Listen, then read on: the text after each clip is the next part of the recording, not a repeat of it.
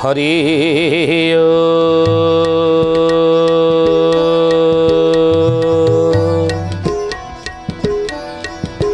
ओम भूर्भुवः स्वः तत्सवितुर्वरेण्यं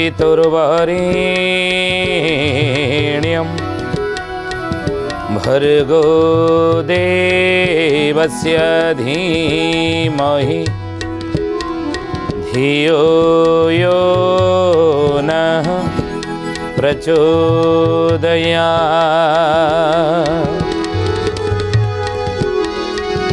नमस्ते अच्युतानन्दं नमस्ते जगन्नाथाय नमो जसवन्तानन्दं बलराम नमो नमः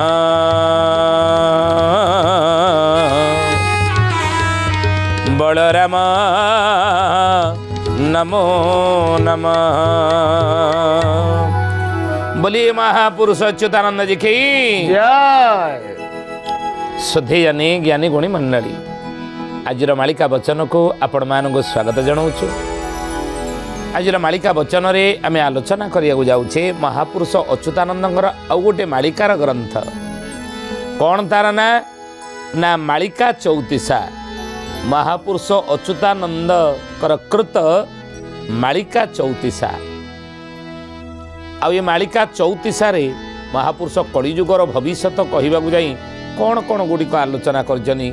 से गुड़िक कौन सब आलोचना करजनी आम से गुड़िक आज मालिका वचन आलोचना करिया जाउछि। चौतीसा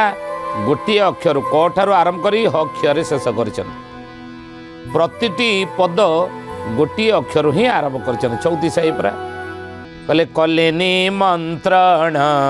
जे बार शिष्य कौशल थिले पुणी बार दास कर्ण रे बाजिला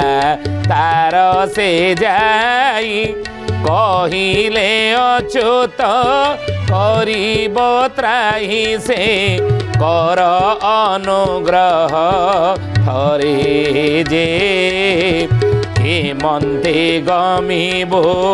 एते दूर पथ आज्ञा मेंटिब की प्रकारे हेमंते गमिबो एते दूर पथ आज्ञा मेंटिब की प्रकारे। अच्युतानंद महापुरुष कहले कले निमंत्रण जे 12 शिष्य 12 जन शिष्य कले 12 गोपाल मान को डाकिले कर्ण रे बाजिला तार से जाई कहिले अच्युत करिब त्राही। प्रभु ये घोर संसार जंजाल त्राही करंतु हे मणिमा कर अनुग्रह थरे जे केमंते गमिबु एते दूर पथ आज्ञा मेंटिब की प्रकार। 12 जन शिष्य माने बसी महापुरुष अच्युत को गुरु को पचारुचंद कहले हे गुरुदेव ये कलिकल्परु कलिजुगरु संसार विषय बासना रे थाई मध्य साधारण मनीषटी संसारी लोकटी स्त्री पिला छुआ धरी तेल लुण संसार भितरे से जीवन बंचुथिबा साधारण लोकटी किमिति ये कलिकल्पर उद्धार पाइब केमंते गमिबु एते दूर पथ किभली ये संसार पथरे से चलिबो किमिति चलिबो ए घोर कलिजुगर उद्धार पाइब से बाट टिके कहूना महापुरुष कहले राम रे आगे हेला नाम तापरे जे ब्रह्म नामटी सबुरी मोड़ा नामटी सबुरी मोड़ा नामरे जगत व्यापीण छाई नामरे सकल ठोड़ा नामरे सकल ठोड़ा। अच्युत कहले हे मोर 12 गोपाल माने ये कलिजुगरे संसार भितर थाई तेल लुण संसार भितर स्त्री पिला छुआ पिता माता स्वामी शाशु ससुर नहीं तुम्हें संसार पथ चाहूच गमिबा पई चलिबा पई आ से संसार पथ रे चलिबा पई सुख शांति रे तुम पे गोटे बाट मु कहूची कौन से बाट ना प्रभु नामर शरणागत होइथिबो सब बेले सकाळे संध्यारे प्रभु नाम टिके नौथिबो चैतन्य महाप्रभु यही वार्ता सारा जगत को कलिजुगर लोक मान को बांटी दे गलेनि कि कौन कहले कहले नाम ब्रह्म नाम ब्रह्म सार नाम ब्रह्म सार नाम ब्रह्म बिनु जीव भवनु हे पार नाम ब्रह्म बिनु जीव भवनु हे पार नाम ब्रह्म बिनु जीव भवनु हे पार नाम ब्रह्म बिनु जीव भवनु हे पार नाम ब्रह्म सार नाम ब्रह्म बिनु जीव भवनु हे पार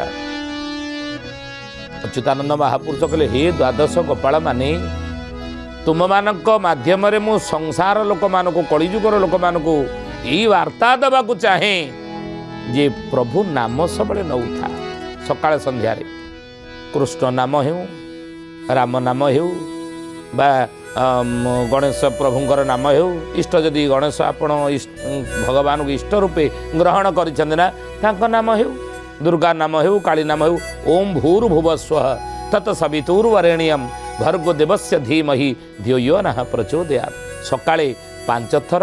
जो बिछणार शोइतले से बिछणार उठी पड़ी बसी जाई सूर्यंकर लाल किरण को ध्यान करी 5 थर गायत्री मंत्र उच्चारण करतु संध्या बेले 5 थर गायत्री मंत्र उच्चारण करी सज्जा को जातु प्रभु नाम नौथा प्रभु नाम मंत्र सबले मननंत्रायते इति मंत्र ये मन को जी त्राय करे मन को स्थिर करिवो प्रभु ठारे लगेदेव से तो मंत्र प्रभु नाम सबले नौथा काहेकि ना अच्युत कहिले नाम को चिनिले धंदा तोटी जीव फिटिब ज मार्गली फिटिब ज मार्गली नाम को भेटिले ब्रह्म को भेटिबो जमपुर जीव जीणी जमपुर जीव जीणी महापुरुष कहले हे मोर द्वादश गोपाल माने तुम्हें कलिजुगर लोक मान यही वार्ता दब तुम्हें जदि नाम को चिन्हि पार प्रकृत प्रभु नाम को चिन्हि पार नाम तुम्हें उत्प्रोत हो नाम तुम शरीर रे प्रति मुहूर्त शयने भोजने सपने स्नान मार्जने जलपाने जमी गोपी माने प्रभु नाम को रटुले छुआ रटिला भाया रटु नथिले खाइला बेले कृष्ण नाम रोषई कला बेले कृष्ण नाम झाड़ू कला बेले कृष्ण नाम बासन माजिला बेले कृष्ण नाम को कार्य जाऊले तो कृष्ण नाम सिंदूर पिंधुले कृष्ण नाम चूड़ी पिंधुले कृष्ण नाम मेहंदी हाथ में लगाउले कृष्ण नाम प्रति मुहूर्त गोविंद नाम को कृष्ण नाम को से माने भूली नथिले आउ जदि भूली नथिले प्रभु परम पद देले तांको तेणु रे कलिजुगर मनीष से भली तोर संसार दिनचर्या भितर परिवार भितर दिनचर्या भितर तू प्रभु नाम को सब प्रतिटी कर्म सहित जोड़ी दे ए संसार सागर प्रभु तते उद्धार करदेवे महापुरुष ये कथा कही बोलिए महापुरुष अच्युतानंद जी की जय श्रद्धेयानी ज्ञानी गुणी मंडली आज मालिका वचन रे आम आलोचना करुचे विषय कौन ना महापुरुष अच्युतानंद मालिकार नाम है मालिका चौतीसा मालिका आ पदटी कौन ना महापुरुष कले निमंत्रण जे 12 शिष्य कौशल थिले पुणी 12 दास 12 जन द्वादश गोपाल माने महापुरुष अच्युतानंद को गुरु अच्युतानंद को पचार गुरुदेव ये कलिजुगरे संसार तरीवा संसारवासी माने कलिजुगर मनीष माने कौ पथ अवलंबन करने उचित क्यों मार्गरे से माने चलिबे क्यों बाटर चलिबे सकाळे संध्यारे प्रति मुहूर्त प्रभु नाम नौथा कहीं शयने भोजने सपने प्रति मुहूर्त प्रतिदि कर्म रे कृष्ण नाम रे हरे पाप जेते करी न पारे पापी पाप एते करी न पारे पापी पाप एते करी न पारे पापी पाप एते कृष्ण कथाटी अमृत बारिधि कड़ी कलसा रोग खो औषधि କଳି କଳୁଷର ରୋଗକୁ ଔଷଧି। କହିଲେ ରେ କଳିଯୁଗର ମଣିଷ କୃଷ୍ଣ ନାମରେ ହରି ପାପ ଯେତେ। କୃଷ୍ଣ ନାମ ଉଚ୍ଚାରଣ କଲା କ୍ଷଣି ପ୍ରଭୁ ନାମ ଟିକେ ନେଲା କ୍ଷଣି ପାପ କୁଆଡ଼େ ଦୂରେଇ ଯାଏ, ପାପ ଦୂରୀଭୂତ ହେଇଯାଏ। କ'ଣ ସତ? ହଁ, ଭାଗବତର ଅଜାମିଳ ପ୍ରସଙ୍ଗରେ ଏ କଥା କୁହାଯାଇନି କି? ମଲାବେଳେ ପ୍ରଭୁ ନାମ ଟିକେ ତୁଣ୍ଡରେ ଆସିଗଲା, ନାରାୟଣ ନାମ, ପାପ ତାର ଦୂର ହେଇଗଲା, ତାର ପାପ ତାପ ନିବାରଣ ହେଇଗଲା। ତେଣୁ କୃଷ୍ଣ କଥା, କୃଷ୍ଣ ନାମରେ ହରି ପାପ ଯେତେ, କରି ନପାରେ ପାପି ପାପ ଏତେ। ଆଉ ସବୁବେଳେ ଯଦି ପ୍ରଭୁ ନାମ ନେଉଥିବ, ସବୁବେଳେ ଯଦି କୃଷ୍ଣ ନାମ ନେଉଥିବ, ସବୁବେଳେ ଯଦି ଈଶ୍ୱର ନାମ ନେଉଥିବ, ସବୁବେଳେ ଯଦି ପ୍ରଭୁଙ୍କର ନାମରେ ମଜି ଯାଇଥିବ, ରସି ଯାଇଥିବ, ତଲ୍ଲୀନ ତଦଗତ ହେଇଯିବ, ପାପ ମଧ୍ୟ ଶରୀର ଭିତରକୁ ପଶି ପାରିବ ନାହିଁ, ପାପ ଦ୍ୱାରା ତା ଦ୍ୱାରା ସହଜେ ହେବ ନାହିଁ। କାହିଁକି ନା କୃଷ୍ଣ କଥାଟି ଅମୃତ ବାରିଧି, କଳି କଳୁଷ ରୋଗକୁ ଔଷଧି। କଳି କଳୁଷ ରୋଗକୁ ହେଉଛି ଔଷଧି, ହେଉଛି କ'ଣ? ଅମୃତ ତୁଲ୍ୟ କୃଷ୍ଣ କଥା। ତେଣୁ ମହାପୁରୁଷ ଅଚ୍ୟୁତାନନ୍ଦ 12 ଜଣ ଦ୍ୱାଦଶ ଗୋପାଳମାନଙ୍କୁ କହିଲେ, ହେ ମୋର ପ୍ରିୟ ଦ୍ୱାଦଶ ଗୋପାଳମାନେ, ତୁମେ ସବୁବେଳେ କଳିଯୁଗର ଲୋକମାନଙ୍କୁ ଏଇ ଉପଦେଶ ଦେବ, ଇଏ କଳି କଳମସରୁ ଉଦ୍ଧାର ପାଇବା ପାଇଁ ପ୍ରଭୁ ନାମ ହେଉଛି ଶ୍ରେଷ୍ଠ। ତ ସେଇଥିପାଇଁ କହିଲେ, କଲେ ଖେଳ ବେଳ ପିଲା ବାଳୁତ ବୋଧି, ଖଟଣି ଖଟି ନାହିଁ ନିରବାଧି, କ୍ଷିତିରେ ଅପଜ ତଟି ପାଇବ, କ୍ଷମା କରିବାକୁ ଆଜ୍ଞା ଯେ ହେବ, କ୍ଷଣକ ପ୍ରବେଶ ହେବ ଯେ, ଖଞ୍ଜ ନୟନ ଅବହେଳା କରିଲେ, ନିଶ୍ଚୟ ବୁଡ଼ି ମରିବୁ ଯେ, ଖଞ୍ଜ ନୟନ ଅବହେଳା କରିଲେ, ନିଶ୍ଚୟ ବୁଡ଼ି ମରିବୁ ଯେ। କ ପରେ ଖ, 34 ଖରେ କ'ଣ ମହାପୁରୁଷ ଲେଖିଲେ? କହିଲେ ଖେଳ ବେଳ ପିଲା ବାଳୁତ ବୁଦ୍ଧି। ଏ ସଂସାରେ ଏ ବାଳୁତ ବୁଦ୍ଧି ତୁମମାନଙ୍କର, ହେ ଦ୍ୱାଦଶ ଗୋପାଳମାନ। କ'ଣ ତୁମମାନଙ୍କୁ ମୁଁ ପ୍ରଭୁଙ୍କ ବିଷୟରେ କହିବି, ଭଗବାନଙ୍କ ବିଷୟରେ କହିବି? ତୁମେ ବେପାର ପଟା କରୁଥା, ଏ ପେଟ ପ୍ରଯୋଜନ ପାଇଁ ଜ୍ଞାନୀଗୁଣୀ ମଣ୍ଡଳୀ, ମଣିଷ ବଞ୍ଚି ରହିବା ପାଇଁ ହେଲେ 3ଟି ମୌଳିକ ଆବଶ୍ୟକତା ରହିଛି। କ'ଣ ନା, 1ରେ ଖାଦ୍ୟ। କାହିଁକି ଖାଦ୍ୟ କହିଲେ? ସତ୍ୟ ଯୁଗର ଲୋକମାନେ କ'ଣ ଖାଦ୍ୟରେ ବଞ୍ଚୁଥିଲେ? ନା। ତ୍ରେତା ଯୁଗର ଲୋକମାନେ କ'ଣ ଖାଦ୍ୟ ଖାଇବା ଦ୍ୱାରା ବଞ୍ଚୁଥିଲେ? ଖାଦ୍ୟ ନ ଖାଇଲେ କ'ଣ ମରିଯାଉଥିଲେ? ନା। ଦ୍ୱାପର ଯୁଗର ଲୋକମାନେ କ'ଣ ଖାଦ୍ୟ ଖାଇଲେ ବଞ୍ଚୁଥିଲେ, ନ ଖାଇଲେ କ'ଣ ମରିଯାଉଥିଲେ? ନା। ଏମିତି ତ ନଥିଲା ନା। ଆପଣ ଜାଣିଛନ୍ତି ଦସ୍ୟୁ ରତ୍ନାକର ଯେତେବେଳେ ମରା ମରା ମରା ମରା ନାରଦ ଦେଇଥିବା ମରା ମରା ମରା ମରାକୁ ଭଜନ କଲା, ତା ଶରୀର ଗୁଡ଼ିକରେ ହୁଙ୍କା ହେଇଗଲା। ଉଇ ଗୁଡ଼ିକ ଚରିଗଲେ, ତାର ମାଡ଼, ଏ ମାଂସ ରକ୍ତ ସବୁଯାକ ଖାଇକି ତା କେବଳ ହାଡ଼ କଙ୍କାଳ ମାନ ତା ସରିଲା। ତଥାପି କ'ଣ ଦେହରୁ ପିଣ୍ଡରୁ ପ୍ରାଣ ଚାଲିଗଲା? ନା, ପିଣ୍ଡରେ ପ୍ରାଣ ଥିଲା, ବୁଝିଲେ? ତେଣୁ କିନ୍ତୁ କଳିଯୁଗର ମଣିଷ ଅର୍ଣ୍ଣମୟ, ଇଏ ହେଉଛି ପିଣ୍ଡ। ଭାଗବତ ଲେଖିଲେନି, ଅର୍ଣ୍ଣ ବିହୁନେ ଅଂଶ ହାନିରେ ଉଦ୍ଧବ, ଯୋଗ ସାଧିବା କାହା ଘେନିରେ ଉଦ୍ଧବ। ରାଧେ ଗୋବିନ୍ଦ ଗୋବିନ୍ଦ ଗୋବିନ୍ଦ ହେ ଉଦ୍ଧବ,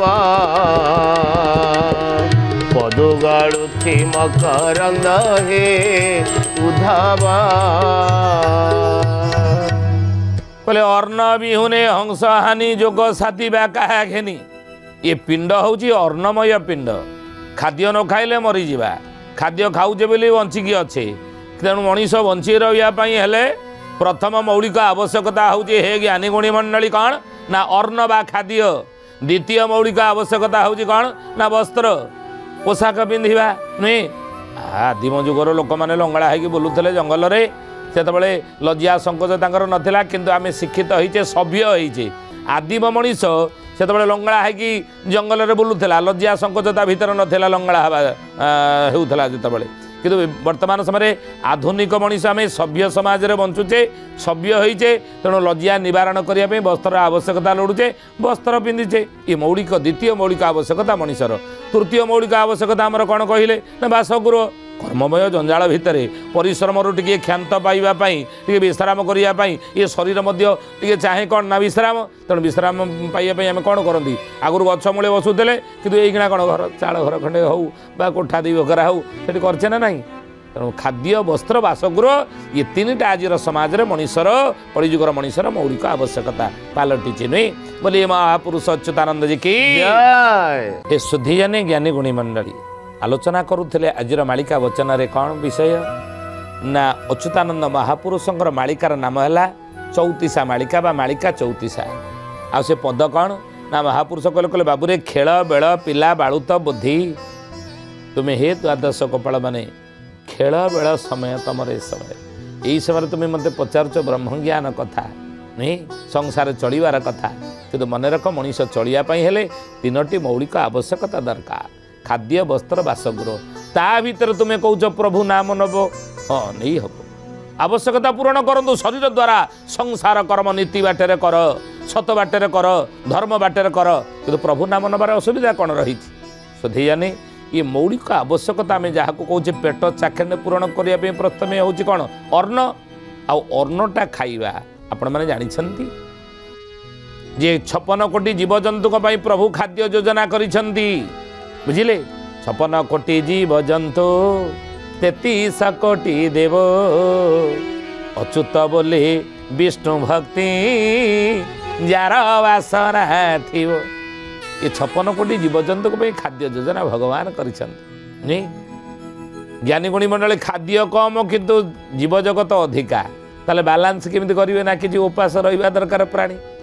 नुहे उपास रे तो से तो ओषा व्रत पुनई पर्व अन्य मैंने करें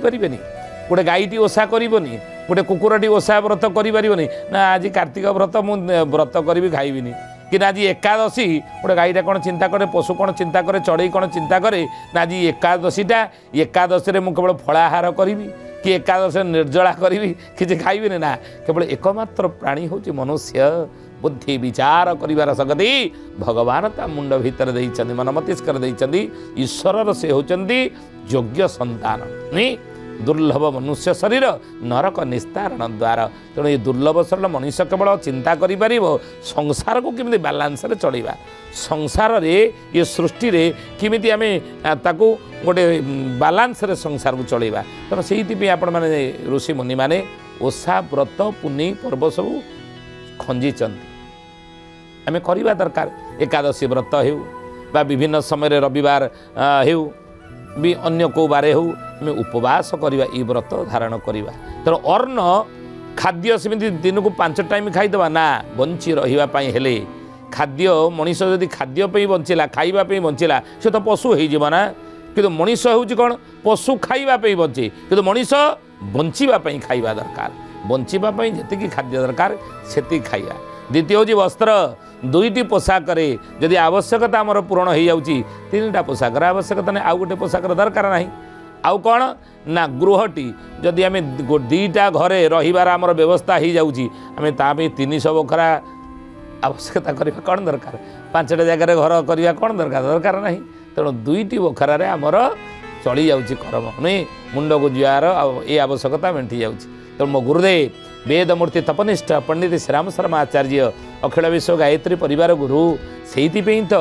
ये उपदेश ये नीतिवाणी देकी कही उपदेश माध्यम नीतिवाणी कही कौन ना सबुबले प्रसन्न सबुबले खुशी जन व्यक्ति केतबले रही पारिबो केमिति रही पारिबो ना निजर आवश्यकता को से जदि कम कर दी आ जेतबले जहाँ परिस्थिति आसीबो ता सहित जदि से तालमेल रखिकी चले ना ताले सबुबले प्रसन्न एवं खुशी से रही पारिबो तेणु हे शुद्धि जानी अच्युतानंद महापुरुष से कहले शरीर द्वारा संसार कर्म कर ये कौन पेट प्रयोजन पेट पे संसार पे स्त्री पिला छुआ पे नीति बाटर कर किंतु सबुबले से खंज नयन को अवहेला करिले निश्चय बुड़ी मरी बुरे भगवान को समर्पित करी सब कर्म कर प्रभु मते आपण ये संसार दायित्व देइछन ये दायित्व मते स्त्री पिला छुआ ये संसार दायित्व मते देइछन्ती प्रति मुहूर्त रे आपण को मन पकई संसार कर्म करी अच्युतानंद महापुरुष शिष्य मानक यही उपदेश देले कलिजुगर लोक मानक तुम्हें यही कथा बतैब जे संसार कर्म जहाँ कर प्रभु तुमको ये उत्तरदायित्व देइछन बोली भाबिकी करिवो आ सेही प्रभुंग कार्य को तुमे निष्ठापर भाव रे केमिति करिवो ना समझदारी ईमानदारी जिम्मेदारी बहादुरी ये चारिटा गुण को अवलंबन करी संसार कर्म करिवो क ख गला क ख परे हे ज्ञानी गुणी मंडली कौन तापर आसुची ना ग अच्युतानंद महापुरुष गरे कौन कहले मालिका 34 गरे कौन कलिजुगर भविष्यवाणी कहले आम मान कि उपदेश देले आसंता अध्याय आम जानिबा आज तो समय होईची आसंतु वाणी की विराम दबा से प्रभुंकर नाम नहीं बेल आसीगलाणी साधु जाने बेल आसीगलाणी साधु जन हे कली से साहेब सत्य प्रकाशिब कली से साहेब सत्य प्रकाशिब मालिका वचन अच्युत वाणी साधु जन हे बेल आसीगलाणी साधु जन हे बेल आसीगलाणी साधु जन सुधी जानी ज्ञानी गोड़ी मंडली आज पे आसंतु वाणिक्य ठारे विराम दबा पुणी आसंता अध्याय भेट होगा रोचु हरिओम शांति शांति शांति सर्वारिष्ट सुशांति भवतु।